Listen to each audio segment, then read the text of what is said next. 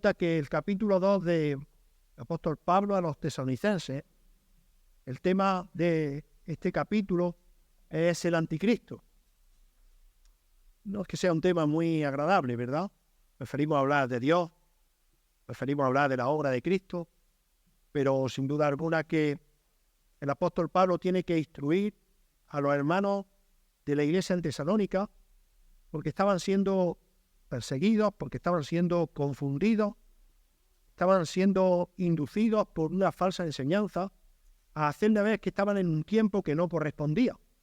Y aunque el apóstol Pablo ya había hablado con ellos en la primera carta y también a modo personal en su estancia con ellos, aún la insistencia de estos falsos predicadores, de estos falsos profetas, esta gente que iba en contra de Dios, hacían que su tranquilidad no fuese la tranquilidad puesta en la esperanza que el Señor tiene en cada uno de nosotros. Y veíamos que ahora en el capítulo 2 tiene que hacer un poco más de énfasis, si bien decíamos que en el capítulo 1 cada capítulo terminaba con el recuerdo de que Cristo iba a venir para afianzarle que en el momento en el que estaban pasando de angustia no era el día del Señor, concebiéndolo como el día de juicio, como lo explicamos en su día. Sin embargo, tenía que producir tranquilidad en ellos. Ahora, en este capítulo, nos damos cuenta que habla de las características que deben de anteceder a la venida del Señor Jesucristo. Ya explicamos que creemos que el Señor va a venir a por su iglesia en las nubes, nos vamos a reunir con ellos. La preocupación de los tesalonicenses era qué pasaba con los que habían muerto, y el apóstol Pablo le dice, bueno, los que viven y los que duermen van a juntarse en el cielo con el Señor. Habrá un periodo, un proceso, y veréis, estamos prácticamente ahora mismo en paralelo predicando Paco y yo lo mismo. Así que yo, cuando estaba preparando el mensaje, digo, voy a tener cuidado, bueno, no cuidado, sino no añadir cosas que Paco pueda añadir. No sé si ya está pensando en lo mismo, pero yo voy a tratar de hacerlo de forma muy sencilla y entre los dos poder traeros la importancia que tiene este tema. Paco lo vamos a ver en Daniel y yo lo estoy viendo aquí, pero estamos en ese momento. El Señor lo ha permitido, también os lo digo, ¿verdad? Ahora Pablo está haciéndole ver a los hermanos pues esta situación, la realidad del anticristo, la realidad de los tiempos que han de venir. Un tiempo de tribulación en el que se va a aseverar en la mitad de ese tiempo, en la que va a aparecer todo lo que veíamos ya en la carta anterior. Así que aquí nos damos cuenta cómo Pablo está describiendo también a ese personaje, a esa persona cruel que va a hacer aparición en el mundo. Y veíamos a modo de recordatorio cómo lo describe como el hombre de pecado, capítulo 2, versículo 3, el hijo de perdición, versículo 3 también, el opositor de Dios y de su obra, versículo 4, el usurpador del trono de Dios, también, versículo 4, el inicuo, donde lo nombra tantas veces el apóstol Pablo al anticristo de esta manera, uno que va a ser también puesto por Satanás y sobre todo el mentiroso. Satanás es el príncipe de la mentira. Y Pablo está tratando esta sección, como repetimos una vez más, para tratar esa pérdida de esperanza que los hermanos de Tesalónica estaban teniendo y actualizado en el día de hoy. Y lo hemos repetido en varias ocasiones, hermanos, hay acontecimientos que se están dando en la historia que alguien puede utilizarlo para hacernos ver que nosotros estamos pasando también por ese momento de tribulación, cuando creemos por la palabra de Dios que no. Para que esto suceda, Cristo tiene que venir primero a por su iglesia y después serán desatados todos esos anuncios que el apóstol Pablo y también Juan en Apocalipsis luego vemos más adelante. Así que veíamos que el apóstol Pablo está fortaleciéndolo. Y leemos de nuevo esos pasajes, todo al completo.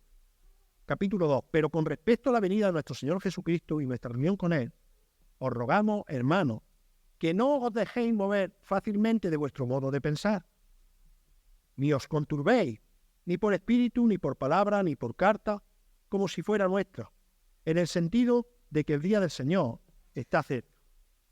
Nadie os engañe en ninguna manera, porque no vendrá sin que antes venga la apostasía y se manifieste el hombre de pecado, el hijo de perdición, el cual se opone y se levanta contra todo lo que se llama Dios y es o es objeto de culto, tanto que se sienta en el templo de Dios como Dios, haciéndose pasar por Dios. Y el versículo 5 culminaba con esto, haciéndonos ver que Pablo ya le había hablado anteriormente de estas cosas. ¿No os acordáis que cuando yo estaba todavía con vosotros os decía esto? Ahora, los versículos que vamos a ver hoy va a ser del 6 al 12. Y dice así: y ahora vosotros sabéis lo que lo detiene, a fin de que a su debido tiempo se manifieste. Porque ya está en acción el misterio de la iniquidad, solo que hay quien al presente lo detiene hasta que él, a su vez, sea quitado de en medio. Y entonces, danos cuenta las secuencias que Pablo va diciendo una y otra, y entonces, versículo 8, se manifestará aquel inicuo, a quien el Señor matará con el espíritu de su boca y destruirá con el resplandor de su venida. Una vez más, inicuo, cuyo advenimiento es por obra de Satanás, con gran poder y señales y prodigios mentirosos, y con todo engaño de iniquidad para los que se pierden, por cuanto no recibieron el amor de la verdad para ser salvos. Por esto Dios les envía un poder engañoso, para que crean la mentira, a fin de que sean condenados todos los que no creyeron a la verdad, sino que se complacieron en la injusticia. Señor, te damos gracias por esta porción de tu palabra, y oro, Señor, que me ayude a enseñarla a los hermanos con sencillez, con comprensión, y sobre todo, Señor, guiado por el poder de tu Espíritu Santo. En el nombre de Jesús. Amén. Bueno, hermanos, como vemos, Pablo ya había anunciado sobre el hombre de pecado. Les dice a los hermanos de Tesalónica: no os dejéis mover de vuestra manera de pensar. Resaltábamos la importancia de conocer los acontecimientos que se van a dar en un futuro. Aunque nosotros estemos con el Señor, porque todo lo que va a pasar en la tribulación y en la gran tribulación, la iglesia ya va a estar con el Señor, eso no quiere decir que no aprendamos esos acontecimientos, porque lo que hace es poner nuestros pies firmes en que todo el plan de salvación que tiene Dios se va a cumplir a la perfección. Ni un solo detalle de lo que Dios ha establecido se va a quedar fuera de su soberanía. Así que el apóstol Pablo, daros cuenta, lo que está diciendo aquí es que ellos estén tranquilos, porque hay una serie de acontecimientos que se tienen que dar. Aquellos que os están diciendo que estáis pasando por la tribulación, por las diferentes situaciones que estáis pasando como iglesia, no lo creáis. Que nadie mueva vuestra forma de pensar. Y recordáis las ilustraciones, puede ser tan sencilla como una caña movida por el viento, era la descripción, una caña que es una herramienta que prácticamente en un desierto la puede llevar de un lado hacia otro, pero también una persuasión muy distinta con respecto a que mover también significaba un gran terremoto que puede abrir y romper las puertas de una prisión. O sea, no es inducir de forma tonta o sencilla, sino que es con mucha astucia para crear ansiedad en cada uno de nosotros o de los hermanos de Tesalónica. Ahora, el apóstol Pablo continúa con esa enseñanza. Y recordáis que el título que le puse es Preparado, conociendo los acontecimientos finales. Ese ya era el título que va a generar este capítulo, pero el apóstol Pablo veíamos 2 puntos: mantener vuestro corazón y vuestra mente confiada en la verdad de Dios. Mantengamos nuestro corazón y nuestra mente confiando en la verdad de Dios. Y también vimos 2 señales que preceden a la venida de Cristo. Hoy veremos alguna más. Ahora, déjame una pequeña introducción. Yo creo que de toda la vida todos hemos escuchado frases que van en contra de Dios. Conocemos personas que van en contra de Dios. Hemos escuchado ataques, hemos escuchado acusaciones, hemos escuchado negaciones, hemos escuchado o leído mentiras, insultos a Dios, etcétera, etcétera. No creo que haya nadie aquí que no haya escuchado algo de esto, ¿verdad? Todo a lo largo de nuestra vida hemos escuchado muchas de estas frases. Muchas de ellas han sido escritas por filósofos ilustres, otras por escritores ilustres, que algunos tendremos algunos libros en nuestras casas. No lo descuidemos. Otras también por investigadores de renombre, lo cual le dan más peso a lo que dicen, ¿verdad?, de cara a la sociedad. Otras también han sido dichas por personajes públicos y otras muchas por gente común y corriente. Yo por mi trabajo he trabajado con muchas personas que blasfemar de Dios era algo continuo. Yo no le daba tanta importancia cuando no tenía a Cristo en mi vida, aunque jamás he faltado de esa manera al Señor, por la educación que me han dado también nuestros padres, pero es verdad que cuando yo escuchaba eso, después de ser creyente, producía un profundo dolor en mi corazón hablar así de mi Salvador. Sé que gente común y gente ilustre ha usado siempre frases en contra de Dios. Ahora, cuando estaba estudiando y repasando este pasaje, hice una búsqueda por internet, pues sabéis que eso ahí está todo, y puse frase en contra de Dios. ¿Y qué creéis que apareció? Bueno, apareció 100 frases ateas más célebres del ateísmo, de Dios y de la religión. Podríamos decir, 100 nada más. Bueno, esa era una parte, porque otra ponía las mejores 900 ideas de los ateos y las frases en contra de Dios, etcétera, etcétera, iba subiendo el número. Las 1000 mejores frases en contra de Dios, las 10.000 mejores frases, imaginaros, porque si decimos 100, decimos, bueno, que 100 personas hablen más de Dios en un mundo rodeado de tanta gente, no está mal, pero lo que lo hace ver esto, hermano, es que no es algo sencillo, sino que hay mucha gente en contra de Dios, que blasfema en nombre de Dios, que va en contra de Dios y de la obra del Señor Jesucristo. Entre ellas, una que dice, no creo en Dios. No solo no lo necesito, sino que además soy buena persona. Bueno, 3 mentiras. Dios existe, no eres buena persona porque ninguno hay bueno, y si lo necesitas. Otra cosa es que lo rechaces. Esto lo escribió un famoso escritor que todos conoceréis, José Saramago, un gran opositor en contra de Dios. Probablemente de nuestro contemporáneo, uno de los que más, y se atrevió incluso a escribir un libro que se llama El Evangelio de Jesucristo, para hacer ver lo feo, las cosas que piensa sobre Dios.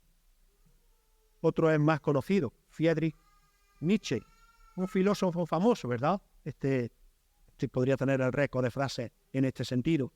Y él dice, negar a Dios será la única forma de salvar al mundo. No he querido coger la más suave, pero podríamos decir que esta es una de las más suaves. Y me he quedado en 2 citas, hermanos, porque no merece la pena estar escuchando estas cosas. Podrías tener 100 o 900, pero no quiero que acaparen más sobre nuestro mensaje.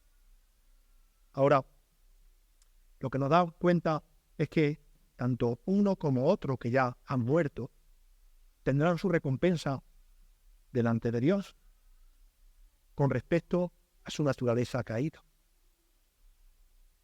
Pero daros cuenta, digo esto, hermanos y amigas, porque aún habiendo enemigos de Dios a lo largo de toda la historia que podíamos nombrar, hay un enemigo mucho más poderoso que todo esto. Hay un enemigo mucho más poderoso que todo esto. Ese es Satanás. El que tiene la lucha continua desde la caída con Dios sin parar. El que persevera constantemente, no con frasecitas de estas, sino con movimientos mucho más grandes, cuya esplendor va a ser cuando el Señor tiene establecido dar rienda suelta a esa iniquidad, a ese pecado, a ese anticristo.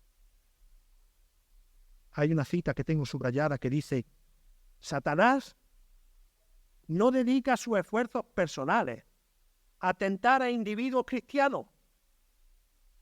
Muchas veces decimos que Satanás me ha puesto en mi corazón, es que me está... No te puede poner si tú eres un creyente fiel. Aunque podríais decirme, pero en Job, ¿qué pasó? Bueno, Pero Satanás no tiene cabida en nuestra vida si tenemos a Cristo. Dice esa cita, repito, Satanás no dedica sus esfuerzos personales a tentar a individuos cristianos, sino, daros cuenta, a concebir sistemas de religiones falsos en los cuales se enseñan mentiras sobre Cristo. Va más allá de nuestra parte individual. Él prepara todo un movimiento global para poner a todo el mundo en contra de Dios. El apóstol Juan, en su primera carta, en el capítulo 2, versículos 22 y 23, dice: ¿quién es el mentiroso sino el que niega que Jesús es el Cristo? Este es el anticristo, el que niega al Padre y al Hijo. Todo aquel que niega al Hijo tampoco tiene al Padre. El que confiesa al Hijo tiene también al Padre. Pero vemos una descripción clara de qué es un anticristo. Aquel que no cree en el Señor, ¿verdad? Aquel que niega a Jesús. Un capítulo más adelante, en el capítulo 4, versículos 2 y 3, dice: en esto conoces el Espíritu de Dios. Todo espíritu que confiesa que Jesucristo ha venido en carne es de Dios. Y todo espíritu que confiesa que Jesucristo no ha venido en carne no es de Dios. Y este es el espíritu del anticristo, el cual vosotros habéis oído que viene y que ahora ya está en el mundo. Por esto nos damos cuenta, como decía, que el enemigo más poderoso, el enemigo más malvado que Dios tiene, no son hombres filósofos ilustres, sino que es el anticristo, es Satanás, y va a hacer su aparición. Y eso es lo que Pablo le está describiendo aquí a los hermanos de Tesalónica. Y lo va a hacer no hablándonos al oído a los creyentes, lo va a hacer estableciendo una falsa religión con una magnitud de poder, con tal poder de atracción como nunca antes se haya visto. Como nunca antes a lo largo de toda la historia se ha manifestado. Y el apóstol Pablo se lo recuerda: el hombre de pecado, el anticristo, aquel que está en contra de nuestro Salvador. Ahora, como nosotros podíamos ver, hermanos, en el contexto, los hermanos de Tesalónica estaban ajetreados, estaban siendo perturbados de tal manera que el apóstol Pablo tiene que hacerle mención una vez más y desglosar cómo va a ser este personaje. Está corrigiendo porque lo amaba y porque quería seguir trabajando en ellos, pero sobre todo para hacerles ver que por lo que estaban pasando, una vez más, y esto es importante recordarlo en todo momento, no era el día del Señor, como nosotros identificamos como el día de juicio. Así que él sigue exhortando en esa dirección.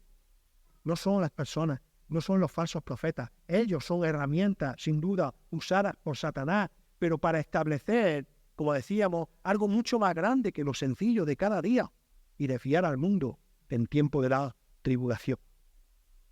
Así que quiero que veamos en primer lugar, hermano, cuidado. Atendamos a lo que conocemos y no seamos ignorantes. Cuidado. Atendamos a lo que conocemos y no seamos ignorantes. Y la forma de no ser ignorante es conociendo realmente lo que dice Dios en su palabra con respecto a lo que ha de venir. Pero daros cuenta, he querido poner cuidado como título porque es muy sutil caer en ese error. Eso es lo que Pablo está diciendo aquí a los hermanos en esos pasajes. Y ahora vosotros sabéis lo que lo detiene, a fin de que a su debido tiempo se manifieste, porque ya está en acción el misterio de la iniquidad. Solo que hay quien lo presente lo detiene hasta que él a su vez sea quitado de en medio. Y entonces se manifestará aquel inicuo a quien el Señor matará con el espíritu de su boca y destruirá con el resplandor de su venida.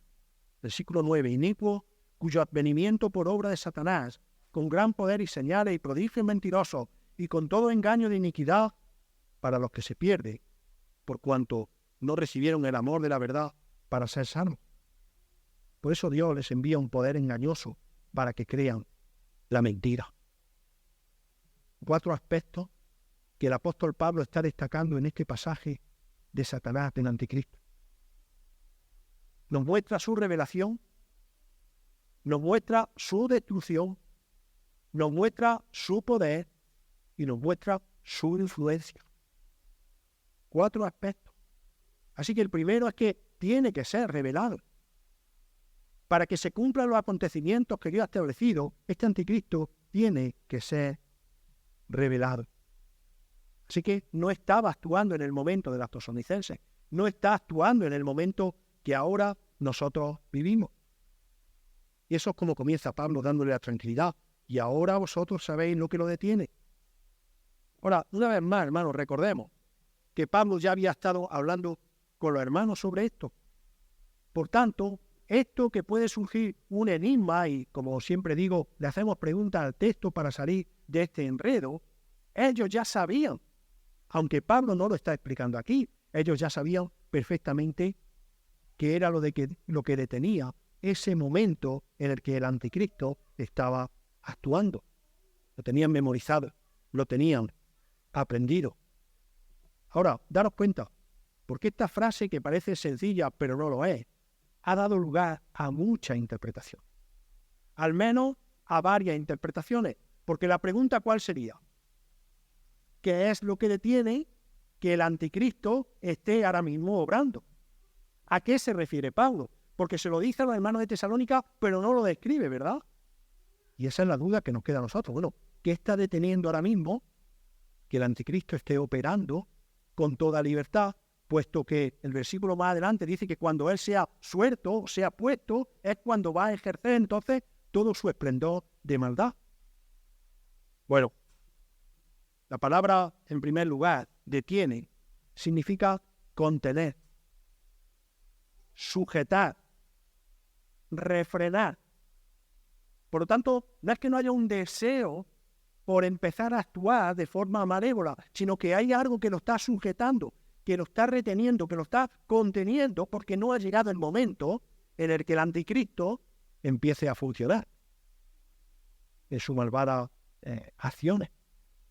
Pero daros cuenta, hay quien dice que lo que detiene ahora mismo la venida del anticristo es la predicación del evangelio. Llegará un momento en el que el evangelio será completamente proclamado y la contención será quitada. Y se basan en los versículos de Mateo, capítulo 24, versículo 14, en el que dice: y será predicado este evangelio del reino en todo el mundo para testimonio a todas las naciones, y entonces vendrá el fin. Por lo tanto, la interpretación es que el evangelio es lo que está sujetando ahora mismo, las personas que predican el evangelio, la venida del anticristo. Esa es una opinión. Hay otra que dice que es la nación de Israel la que lo está reteniendo en este momento. Es decir, la nación de Israel está haciendo de sujeción para que el anticristo opere. Sabemos que hay todo un proceso también. Dios tiene unas promesas con Israel, pero también las tiene con su iglesia. La iglesia no es Israel. Israel y la iglesia la forman los redimidos de Cristo. Todos van a recibir la bendición de la salvación, ¿verdad?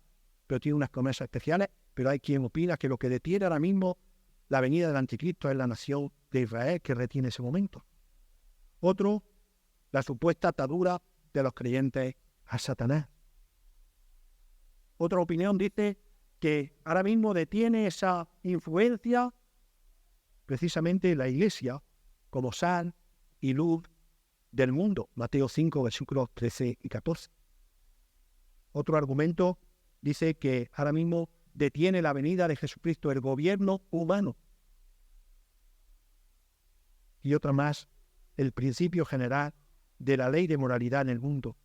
Incluso hay quien dice que por el imperio romano lo está reteniendo, e incluso también dice que el arcángel Miguel, que en el que ahí Paco no hablará algo más. Ahí no he querido pisar su terreno. 10, como yo, 10, 21. Ahora, hermano, todas estas interpretaciones, cuando yo las veía, y aquí sí tenemos que hacer un trabajo de investigación y andar con pie de plomo y a la vez con mucho temor, todas estas interpretaciones tienen algo en común. Tened en cuenta qué es lo que está sujetando la venida del anticristo. Excepto la última, que podíamos hablar de una cosa celestial o espiritual, como es un ángel. Todas estas interpretaciones aluden a un acto humano.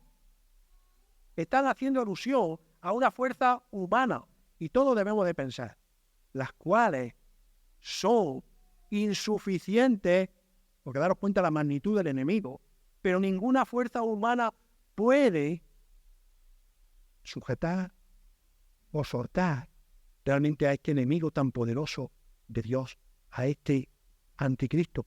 Incluso el ángel Miguel no tiene poder para hacerlo. Así que la pregunta de nuevo es, entonces, si no es la predicación del Evangelio, si no es el Imperio Romano, si no es la luz y la sal de la tierra de la Iglesia, ¿qué es lo que lo detiene? Si nada de esto es posible. Bueno, nos lleva una vez más a pensar al único que tiene más poder que Satanás, al omnipotente. Y ese es Dios mismo, en la persona del Espíritu Santo. Dios mismo en la persona del Espíritu Santo es la única persona con suficiente poder como para tener al anticristo atado y no darle rienda suelta hasta que tenga establecido, como vemos en otros pasajes de la Iglesia, cuando Dios cumplió, cuando Dios dijo, se hizo. De esta misma manera es el argumento que a mí más bíblicamente, sin querer desviarme realmente, y os prometo que sufre un problema en nuestra cabeza, el que más nos hace afirmar, sobre todo pensando en el plan soberano de Dios, en el cumplimiento de su promesa en todo momento. Así que deberíamos de pensar, el Espíritu Santo retiene esa venida del anticristo. Es evidente que no hay un poder humano que pueda frenar esa obra. Así que nos damos cuenta, hermanos, cómo el mismo Espíritu Santo está obrando de esta manera. El apóstol Pablo ya le había hablado de esto. No podemos decir con certeza porque no nos lo describe, pero es la obra de Dios en la redención, en la salvación, en la culminación de los tiempos que han de venir. ¿Por qué? Porque a continuación, si nos damos cuenta, el apóstol está diciendo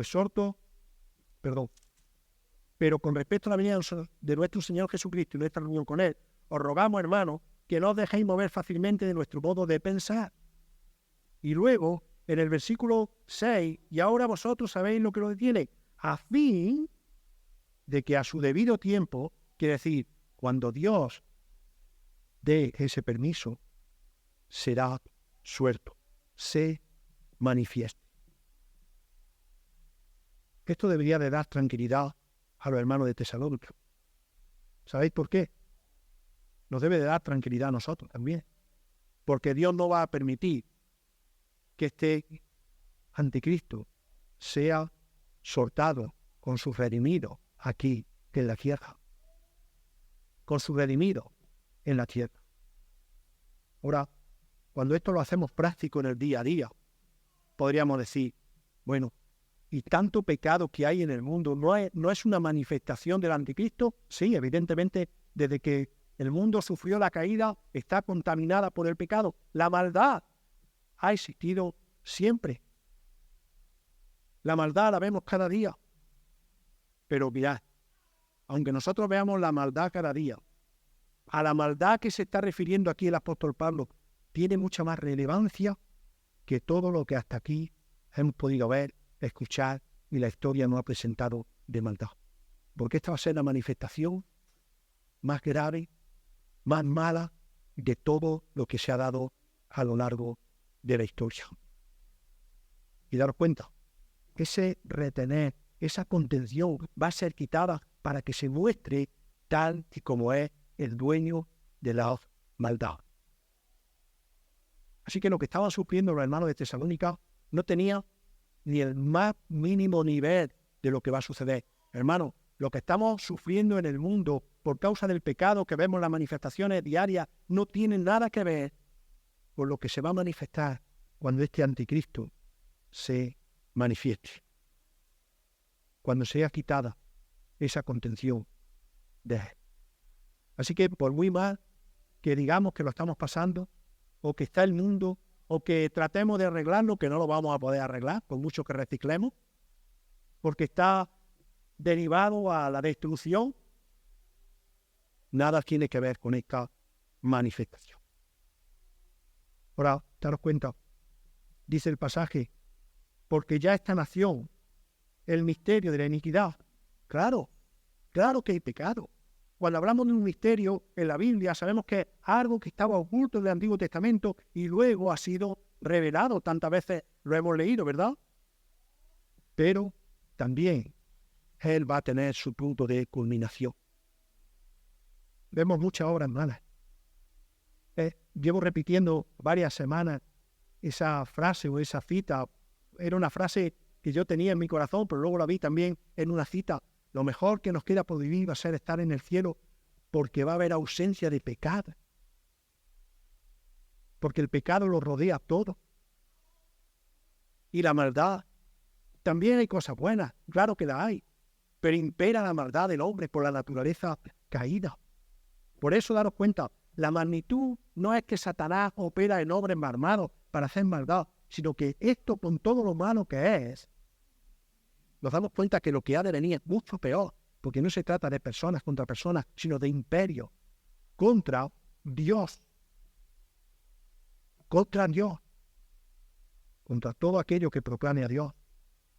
Contra todo aquello que quiera poner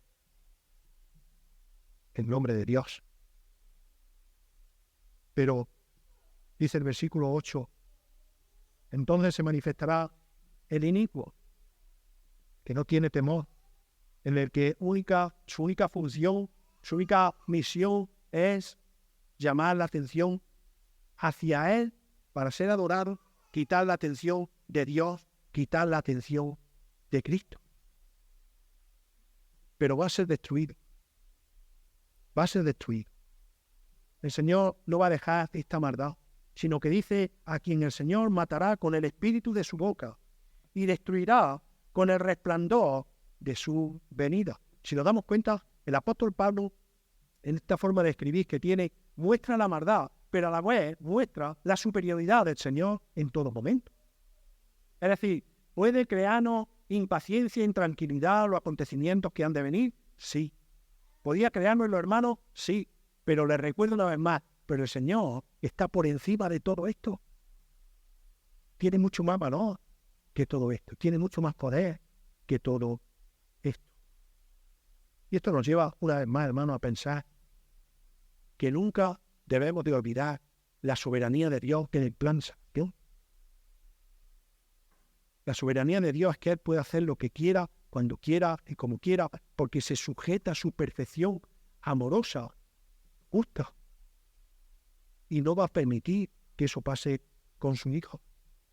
Nuestro descanso está en que Él tiene el control absoluto de todo y de todo. Por lo tanto, su plan de salvación se va a cumplir, aunque daros cuenta, va a dar rienda suelta en este momento de la historia a este hombre de maldad. Pero nada se va a hacer sin su permiso, nada se va a hacer, absolutamente nada, sin que Él lo permita. Así que, de la misma manera que aquí está diciendo que Él va a soltar para que aparezca ese anticristo y su iniquidad, también le va a poner final.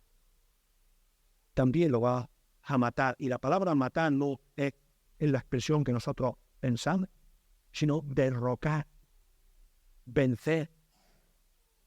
Y lo va a hacer cuando este anticristo se crea que está, y de hecho estará, en el mayor esplendor de su historia.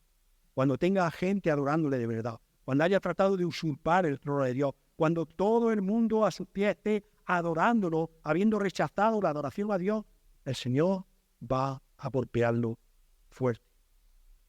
Daniel 7:6 dice, pero se sentará el juez y quitará su dominio para que sea destruido y arruinado hasta el fin.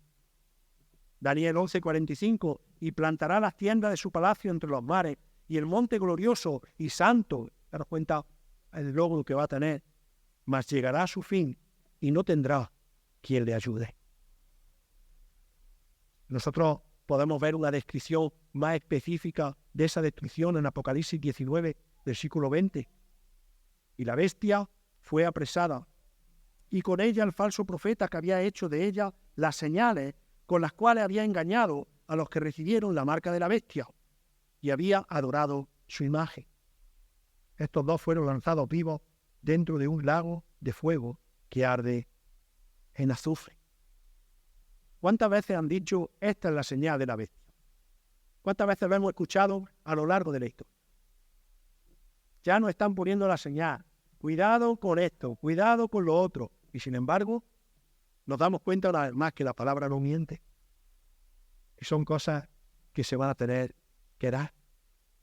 Pero Dios nos va a destruir. Y daros cuenta, no pensemos en esto de una forma humana, como esto es una venganza de Dios, al estilo del vengador, esto que vemos en las películas, ¿verdad? Dice que Dios lo va a derrocar, porque no hay nada superior al poder de Dios. Pero todo esto se va a dar. Ahora, ¿cómo va a vencer Dios al anticristo? Lo dice el texto, con el poder de su palabra. Con el poder de su palabra. Y esto es una expresión que se deriva del Antiguo Testamento. En Isaías 11, versículo 4, dice el Señor, herirá la tierra con la vara de su boca y con el espíritu de sus labios matará al impío. Dios poderoso va a acabar con él, con el poder de su palabra. Mirad, el anticristo podrá resistir cualquier poder humano. El anticristo podrá resistir cualquier poder humano, pero nunca va a poder resistir al Mesías, al Señor, porque sin duda Jesucristo es el Señor. Hay un comentario que me gusta mucho, escrito por Hiebert, que él dice, y lo he copiado literal, dice, el solo aliento de la boca de Cristo glorificado matará al inicuo como hace un horno que arde con fiereza. A él le dará muerte y su trabajo será destruido, reducido a la nada. La presencia deslumbrante de Cristo, cuando aparezca en la tierra, inmovilizará el programa del anticristo. Esto es tan cierto como que la revelación de Cristo glorificado detuvo los pasos de Saulo en el camino de Damasco y puso fin a su programa de oposición a Dios. Es decir, está comparando la aparición en esta cita del Dios glorioso vencedor a la misma maldad que Saulo, antes de conocer a Cristo, tenía en su mente y su corazón, que era, ¿cuál era? Quitar la iglesia del Señor, matar a todo cristiano, acabar con el cristianismo, la misma función que tiene el anticristo, pero con mucho más poder que el apóstol Pablo, pero por eso el Señor lo va a vencer. Y dar cuenta, dice, solamente con el poder de su palabra, sino con el resplandor de su venida. Con el resplandor de su venida.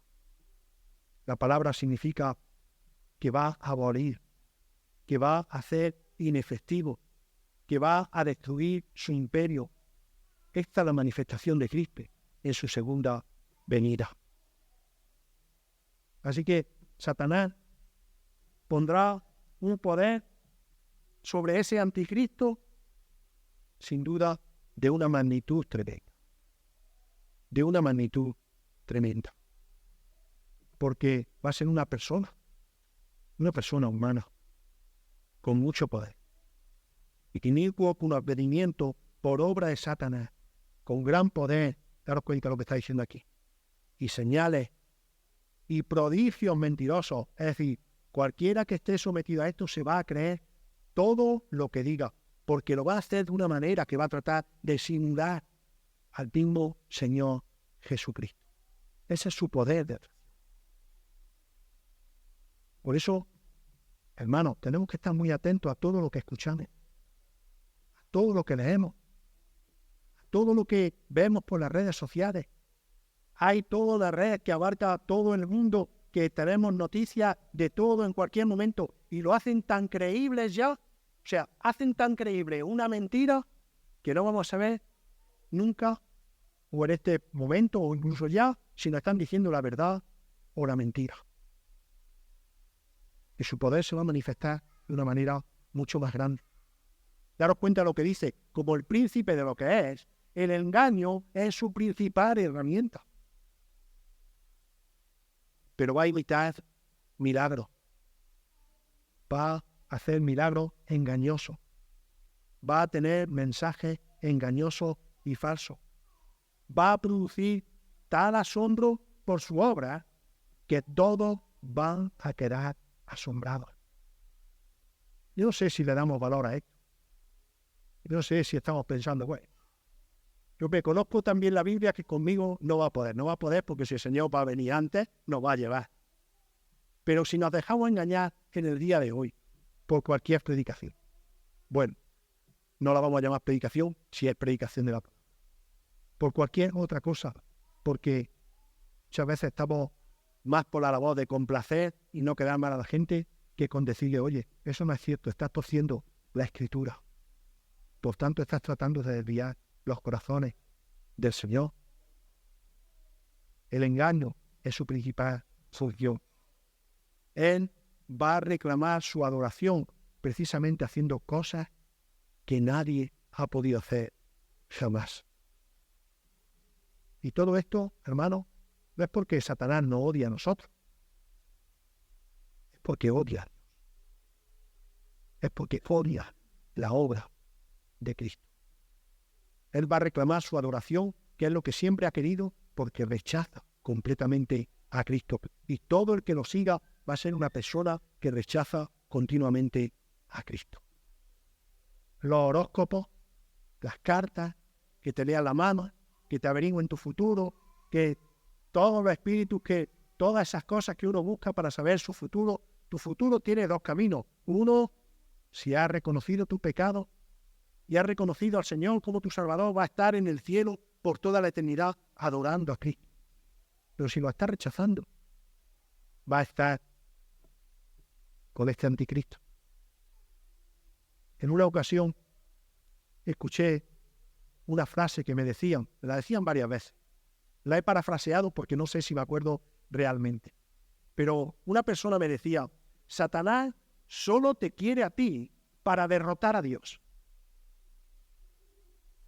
Una vez que lo derrote, te cogerá a ti y te lanzará al lago de fuego.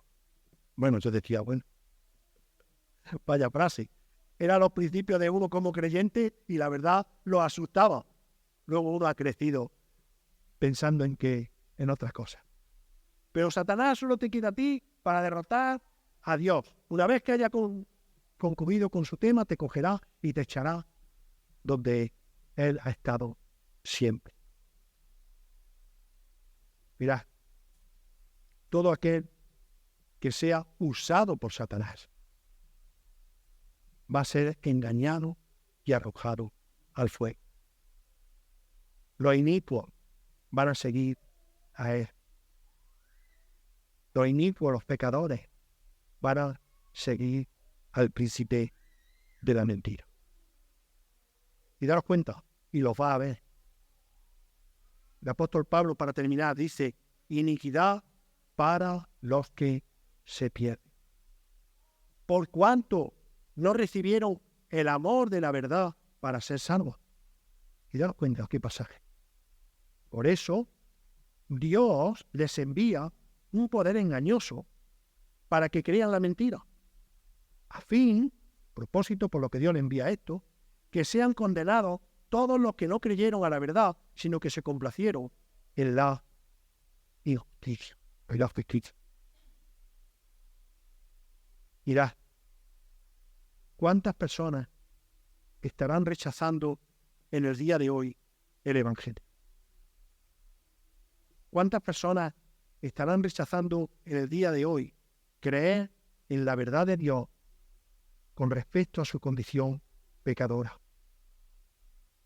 Probablemente este sea uno de esos versículos que podríamos decir, pero ¿cómo Dios los va a entregar a la mentira? Si Dios es amor, si Dios es tan bueno y es tan justo, ¿cómo va a hacer eso Dios? Eso nos podría producir esta pregunta, ¿verdad? Sin embargo, aquí no he parafraseado es un versículo directo de la palabra de Dios. Un poder engañoso para que sigan a aquel que los ha engañado. Ahora, no estamos en esos tiempos. No estamos en eso. Estamos en los tiempos en los que el Señor está ofreciendo la salvación todavía. Ahora mi pregunta es, ¿por qué si no tienes a Cristo, estás rechazando a Cristo?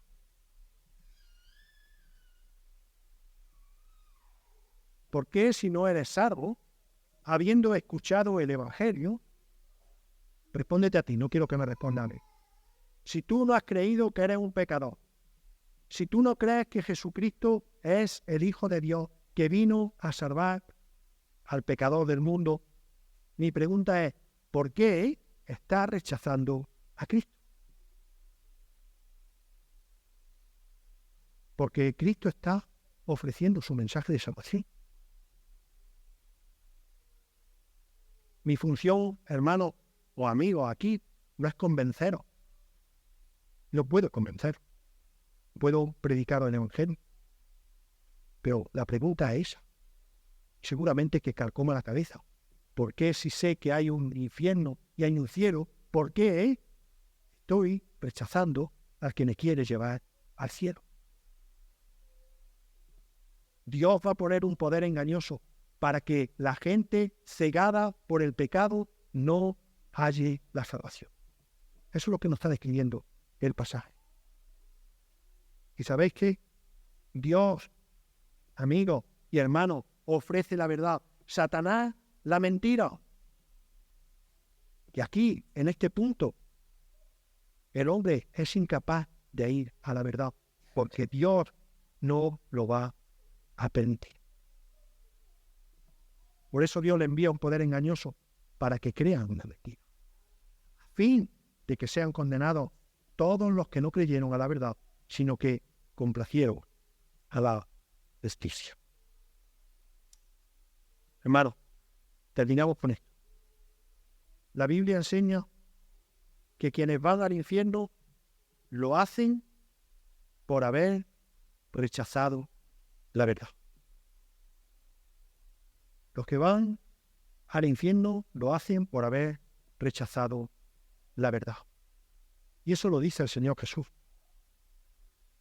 Mateo 23:37 dice, Jerusalén, Jerusalén, que mata a los profetas y apedrea a los que son enviados a ti. ¿Cuántas veces quise juntar a tu hijo, como la gallina junta a sus polluelos debajo de las alas, y no quisiste? He aquí, vuestra casa os es dejada desierta. Juan capítulo 3, 19 al 20. Y esta es la condenación, que la luz vino al mundo y los hombres amaron más las tinieblas que la luz, porque sus obras eran malas. Porque todo aquel que hace lo malo aborrece la luz y no viene a la luz para que sus obras no sean reprendidas. Démonos cuenta cuánto engaño serán el que sufran los habitantes de la tierra en esos tiempos tan tremendos. Pero estamos en tiempo de salvación. Estamos en tiempo no solamente de ver las obras malas del pecado, sino también vemos cosas buenas, ¿verdad? Ayer estábamos en casa y escuchamos la noticia, no sé si todos vosotros, de estos niños que se estrelló un avión en Colombia y los 4 niños han sobrevivido. ¿Sabéis lo que dijimos Mar y yo? Dios los ha cuidado. No sé si alguno de ellos creo que iba a cumplir un año. Un mes entero en una selva, quizá la conozcáis muchísimo mejor, y han sobrevivido. Alguien podría decir, está espiritualizando, Domi. Bueno, Dios lo ha cuidado, porque Dios es soberano para hacerlo. O sea, hay maldades, pero hay también cosas que siguen llamando la atención nuestra. Y por eso el mensaje de salvación sigue teniendo efectividad en el día de hoy. Y como creyentes, juntos debemos decir, gracias Señor por la salvación que nos has dado, porque no vamos a pasar por este momento tan terrible que a la humanidad le queda por pasar. Pero si no tienes a Cristo, si aún no lo has reconocido. Hazte la pregunta, ¿por qué? Pídele al Señor que abra tu entendimiento. Pídele al Señor que abra tu corazón. Pídele al Señor que te ayude a reconocer tu pecado. Pero sobre todo, a reconocer que Cristo vino a morir por ti en la cruz del Calvario y date la salvación. Hermanos, que el Señor reciba toda la gloria en el día de hoy y que sea un día de salvación. Amén.